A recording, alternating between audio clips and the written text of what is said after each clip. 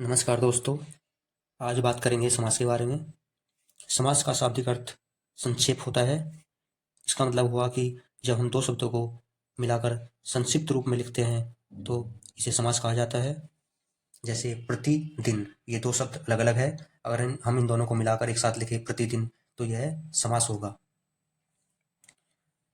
जहाँ पर संधि में वर्णों का मेल होता है वहीं पर समास में शब्दों का मेल होता है। बात करते हैं समास के भेद की। समास के मुख्य रूप से 6 भेद है। अव्ययी भाव समास, तत्पुरुष समास, कर्मधारय समास, द्विगु समास, द्वंद्व समास और बहुव्रीहि समास। अव्ययी भाव समास में पूर्व पद यानी प्रथम पद की प्रधानता होती है। तत्पुरुष समास, कर्मधारय समास और द्विगु समास, इन तीनों में उत्तर पद की प्रधानता होती है। द्वंद्व समास में दोनों पद प्रधान होते हैं, जबकि बहुव्रीहि समास में कोई भी पद प्रधान नहीं होता और दोनों पद मिलकर किसी तीसरे पद की ओर संकेत करते हैं। बात करते हैं पूर्व पद और उत्तर पद के बारे में।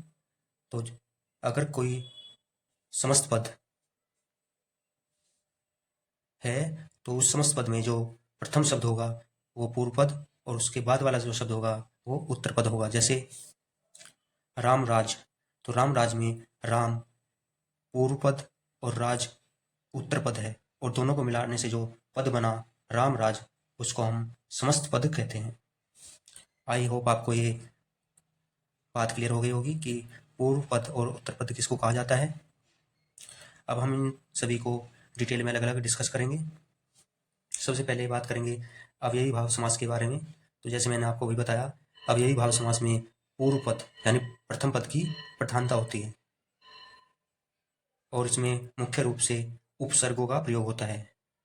जैसे प्रतिदिन, आजन्म, यथासंभव, अनुरूप, भरपेट, प्रतिकूल, इन सभी में उपसर्ग का प्रयोग हुआ है और सभी में पूर्व पद यानी प्रथम पद प्रधान है। तो ये सभी अव्ययी भाव समास के उदाहरण हैं। एक बार दोबारा बता देता हूँ।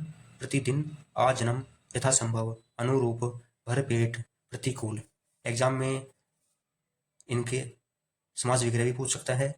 तो समास विग्रह होगा प्रतिदिन का प्रत्येक दिन, आजन्म का जन्म से लेकर यथासंभव का विग्रह होगा जैसा संभव हो, अनुरूप का विग्रह होगा रूप के योग्य, भरपेट का विग्रह होगा पेट भरकर, प्रतिकूल का विग्रह होगा इच्छा के विरुद्ध। तत्पुरुष समास। तत्पुरुष समास में उत्तर पद यानी बाद वाले पद की प्रधानता होती है और इसमें कारक चिन्हों का भी प्रयोग होता है। जैसे राजकुमार, राजा का कुमार, धर्म ग्रंथ, धर्म का ग्रंथ, रचनाकार, रचना को करने वाला। तो इसमें विभक्ति और कारक चिन्हों का प्रयोग होता है। और अगर समास की बात की जाए तो सभी समासों में इस समास के अनेकों भेद है और इसी को हमें डिटेल में पढ़ेंगे। तो मैंने जैसे आपको अभी बताया, तत्पुरुष समास के अनेक भेद है।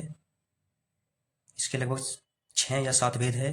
कभी कभी 6 भेद माने जाते हैं, कभी कभी एक अन्य भेद, नए भेद को भी तत्पुरुष समास की श्रेणी में रखा जाता है। इस प्रकार 6 या 7 भेद है तत्पुरुष समास के। सबसे पहले बात कर लेते हैं कर्म तत्पुरुष समास की। इसमें द्वितीय विभक्ति होती है और इसके एग्जाम्पल है गगन चुंबी, यश प्राप्त, चिड़ी मार, ग्रामगत, रथ चालक, जेब कतरा।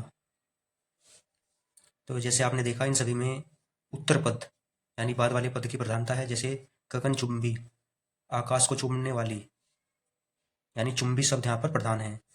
यश प्राप्त, तो इस पद में प्राप्त शब्द की प्रधानता है। चिड़ी मार, चिड़िया को मारने वाला। ग्रामगत, ग्राम को गया हुआ। रथ चालक, रथ को चलाने वाला। जेब कतरा, जेब को कतरने वाला। तो इन सभी शब्दों में उत्तर पद यानी बाद वाले पद की प्रधानता है। इस प्रकार हम कह सकते हैं कि इन सभी शब्दों में तत्पुरुष समास है और तत्पुरुष समास में भी कर्म तत्पुरुष समास है, क्योंकि तत्पुरुष समास के अनेकों भेद है। अब बात करेंगे हम तत्पुरुष समास के दूसरे भेद के बारे में, जो है कर्ण तत्पुरुष समास। इसमें तृतीय विभक्ति होती है और इनमें कारक चिन्ह से का प्रयोग होता है, से या के द्वारा। जैसे गुणापूर्ण, व्याकुल, रेखांकित, शोकग्रस्त, मदांध, मनचाहा, पद दलित, सूर रचित। तो जैसे मैंने आपको बताया इन सभी में से या के द्वारा का प्रयोग होगा और ये इनमें छिपा रहेगा इसका अर्थ कहीं ना कहीं। जैसे करुणापूर्ण, करुणा से पूर्ण, व्याकुल, भय से आकुल, रेखांकित, रेखा से अंकित, शोकग्रस्त, शोक से ग्रस्त, मदांध, मद से अंधा, मन चाहा, मन से चाहा, पद दलित, पद से दलित, सुर रचित, सूर रचित यानी सूरदास जी द्वारा रचित। तो इन सभी शब्दों में से या के द्वारा शब्द का लोप रहेगा, उसका अर्थ छिपा रहेगा। अब बात करेंगे तत्पुरुष समास के तीसरे भेद, संप्रदान तत्पुरुष समास की। इसमें चतुर्थी विभक्ति होती है और उसमें के लिए शब्द का लोप होता है, यानी इसमें के लिए शब्द छुपा रहता है। जैसे प्रयोगशाला, प्रयोग के लिए शाला, स्नान घर, स्नान के लिए घर, यज्ञशाला, यज्ञ के लिए शाला, गौशाला, गौ के लिए शाला यानी गाय के लिए शाला, देशभक्ति, देश के लिए भक्ति, डाक गाड़ी, डाक के लिए गाड़ी, परीक्षा भवन, परीक्षा के लिए भवन, हथकड़ी, हाथ के लिए कड़ी। तो ये सभी शब्द तत्पुरुष समास के अंतर्गत आएंगे और तत्पुरुष समास में भी इनमें संप्रदान तत्पुरुष समास रहेगा। जैसे प्रयोगशाला, स्नान घर, यज्ञशाला, गौशाला, देशभक्ति, डाक गाड़ी, परीक्षा भवन, हथकड़ी।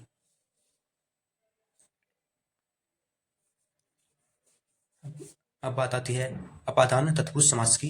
इसमें पंचमी विभक्ति होती है और उसमें से यानी दो चीजों के अलग होने का भाव छिपा होता है। जैसे धनहीन, धन से हीन, पथभ्रष्ट, पथ से भ्रष्ट, देश निकाला, देश से निकाला, रण मुक्त, रण से मुक्त, गुणहीन, गुण से हीन, पाप मुक्त, पाप से मुक्त, जल हीन, जल से हीन। तो जहां पर दो चीजों के बीच अलग होने का भाव छिपा हो वहां पर अपादान तत्पुरुष समास होता है। संबंध तत्पुरुष समास, इसमें षष्ठी विभक्ति होती है और इसमें का, की, के आदि शब्द छिपे रहते हैं। जैसे राजपुत्र, राजा का पुत्र, पराधीन, पर के अधीन, राजकुमार, राजा का कुमार, देश रक्षा, देश की रक्षा, शिवालय, शिव का आलय, गृह स्वामी, घर का स्वामी या ग्रह का स्वामी, विद्या सागर, विद्या का सागर। तो इन सभी शब्दों में जैसे आपने देखा कि का, की, के आदि शब्द का भाव छिपा हुआ रहता है।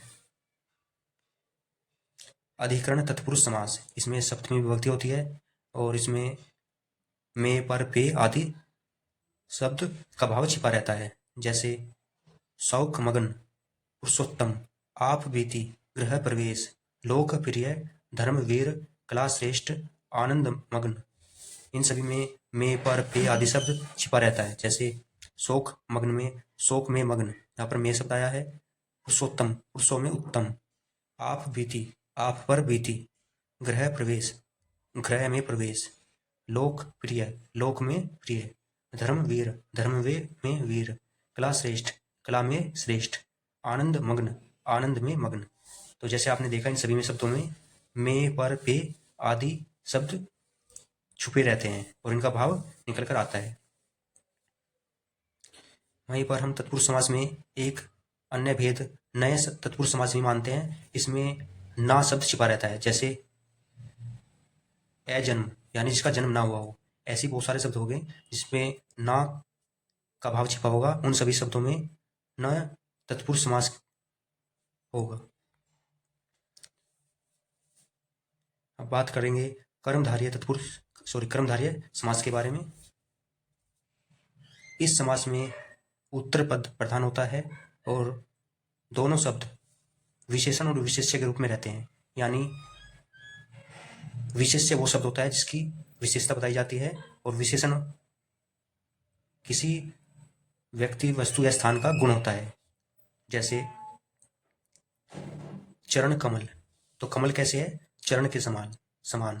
तो यहाँ पर कमल शब्द की प्रधानता है और कमल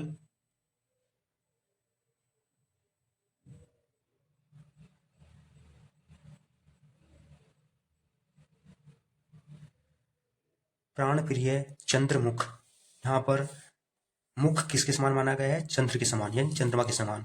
तो यहाँ पर प्रथम पद गौण रहेगा जबकि उत्तर पद प्रधान रहेगा और दोनों में विशेष्य और विशेषण और विशेष्य का संबंध रहेगा। एक पद विशेषण होगा, दूसरा विशेष्य होगा।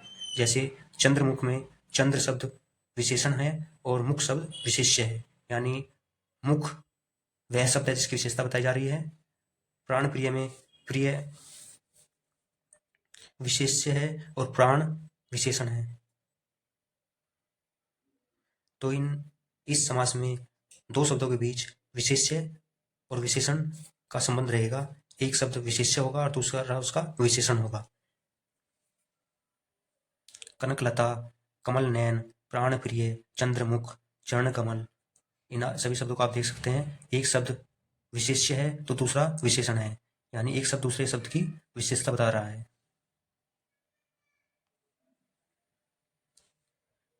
और एग्जाम्पल देख सकते हैं आप इसके। देहलता, क्रोधाग्नि, लालमणि, नीलकंठ, महापुरुष, महादेव, अधमरा, परमानंद।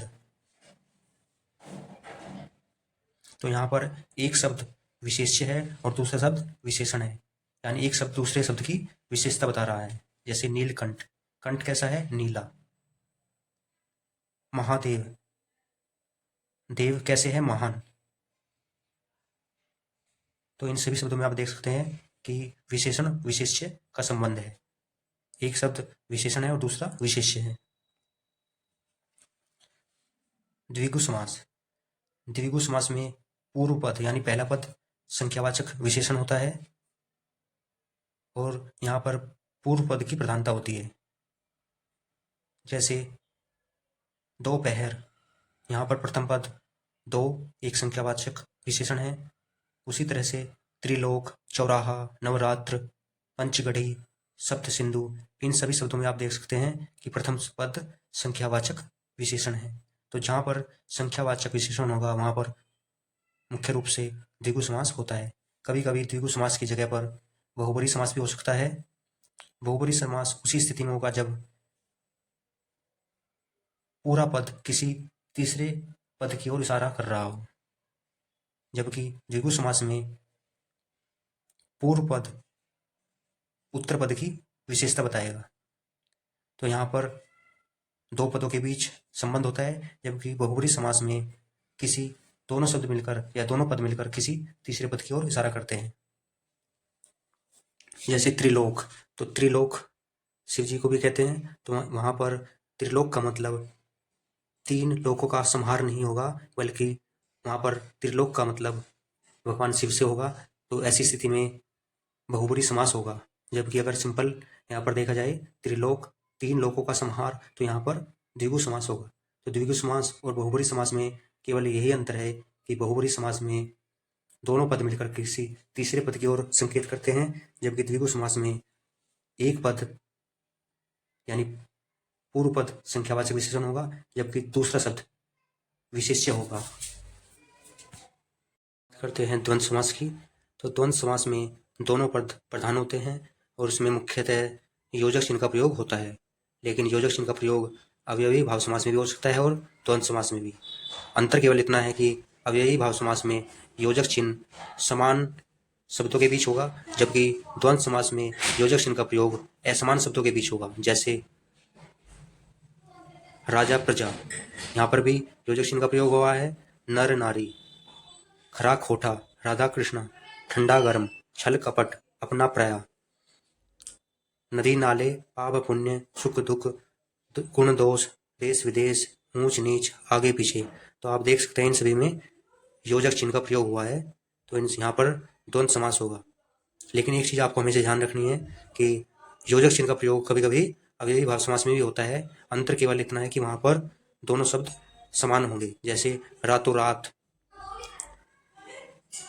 धीरे धीरे, तो यहाँ पर आपने देखा कि अव्ययीभाव समास में दोनों शब्द एक जैसे होंगे अगर योजक चिन्ह का प्रयोग हो रहा है, और जबकि द्वंद्व समास में दोनों शब्द अलग अलग प्रकार के होंगे और उनके बीच योजक चिन्ह का प्रयोग होगा। एक बार द्वंद्व समास के हम दोबारा एग्जाम्पल देख लेते हैं। नदी नाले, पाप पुण्य, सुख दुख, गुण दोष, देश विदेश, ऊंच नीच, आगे पीछे, राजा प्रजा, नर नारी, खरा खोटा, राधा कृष्णा, ठंडा गरम, छल कपट, अपना पराया। बहुवरी समास। इस समास में कोई पद प्रधान नहीं होता और दोनों पद मिलकर किसी तीसरे पद की ओर संकेत करते हैं। जैसे नीलकंठ, तो यहाँ पर नीलकंठ का तात्पर्य भगवान शिव से है। इस प्रकार ना तो नील ना ही कंठ कोई पद प्रधान नहीं है, बल्कि दोनों शब्द मिलकर किसी तीसरे पद की ओर संकेत कर रहे हैं।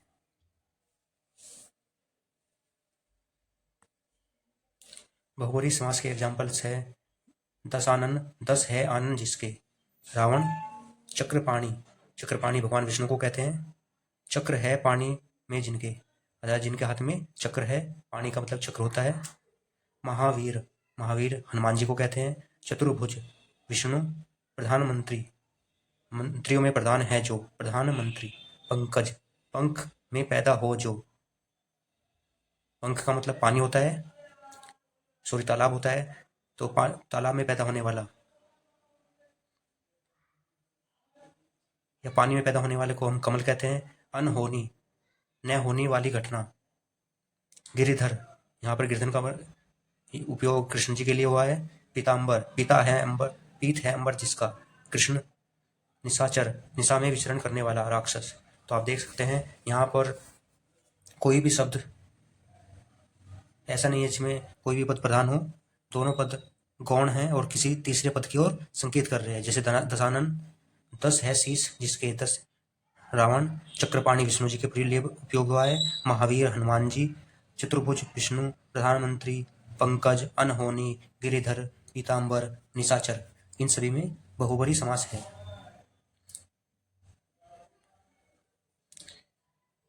कुछ और एग्जाम्पल देख लेते हैं। त्रिलोचन, चंद्रमौली, विषधर, मृगेंद्र, घनश्याम, मृत्युंजय। तो ये सभी बहुवरी समास के एग्जाम्पल्स है।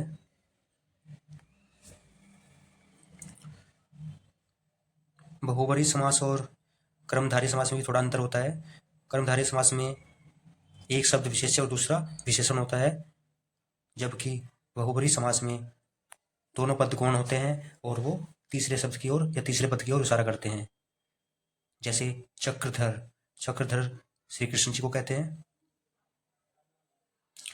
चरण कमल, यहाँ पर चरण और कमल, चरण यहाँ पर विशेष्य है जबकि कमल विशेषण है, यानी कमल के समान चरण।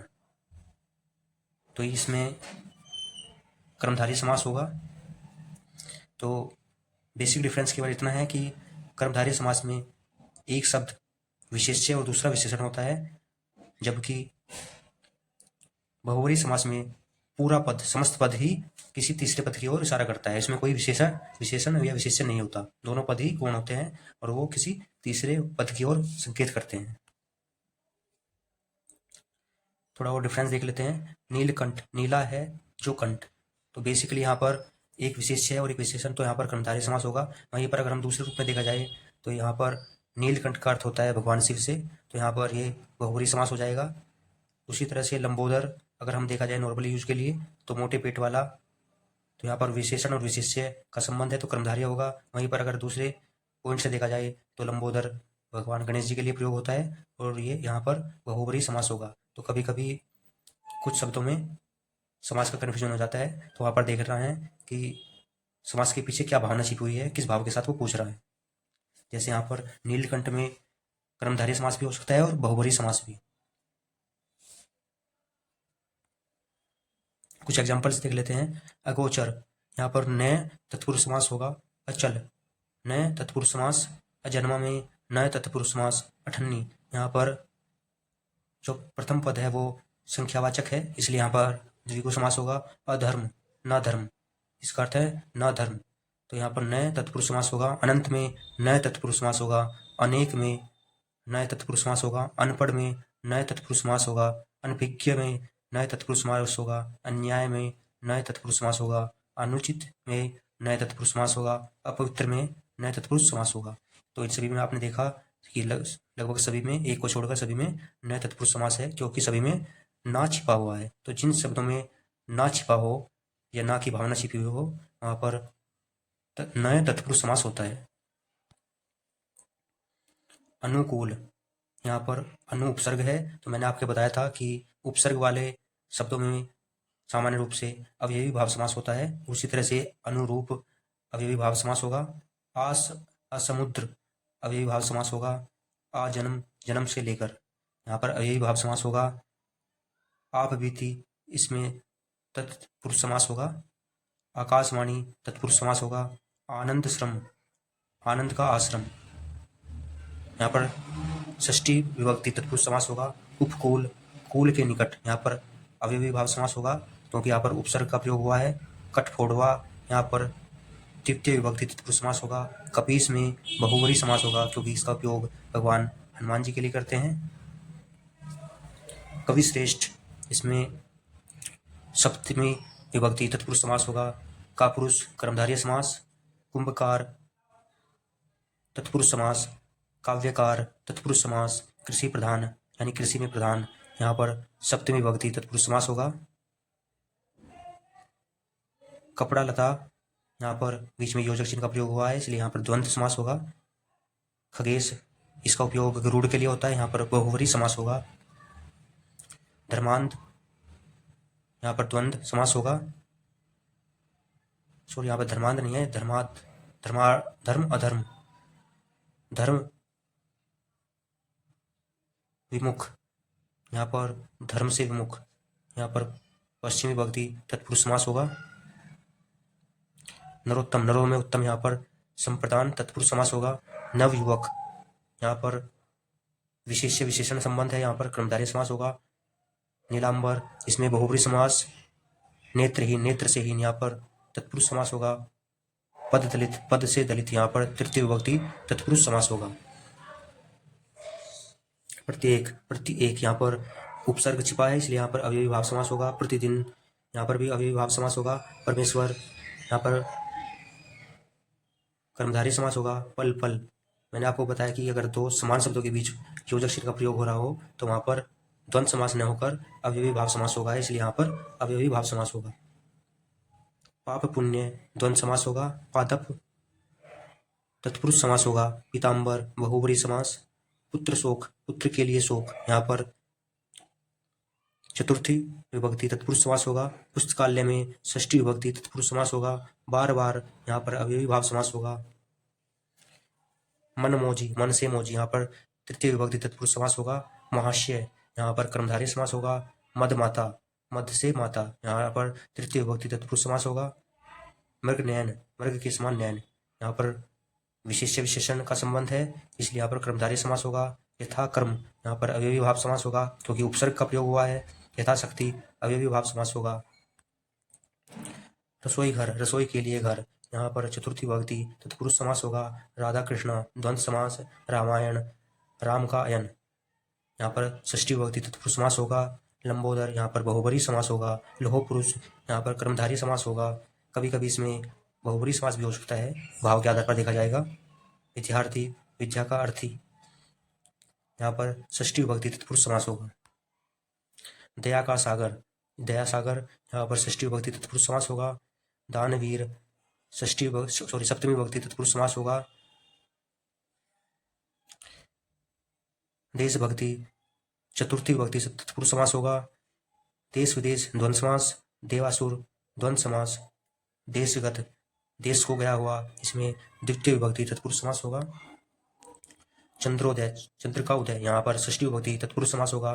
चंद्र बदन, चंद्र के समान बदन, यहाँ पर कर्मधारय समास होगा। चरण कमल, कर्मधारय समास है। चौपाया, द्विगु समास, क्योंकि संख्यात्मक विशेषण का प्रयोग हुआ है। चौराहा, द्विगु समास। जलज, इसका उपयोग कमल के लिए होता है, बहुब्री समास होगा। जलद, बादल के लिए उपयोग होता है, इसलिए यहाँ बहुब्री समास होगा।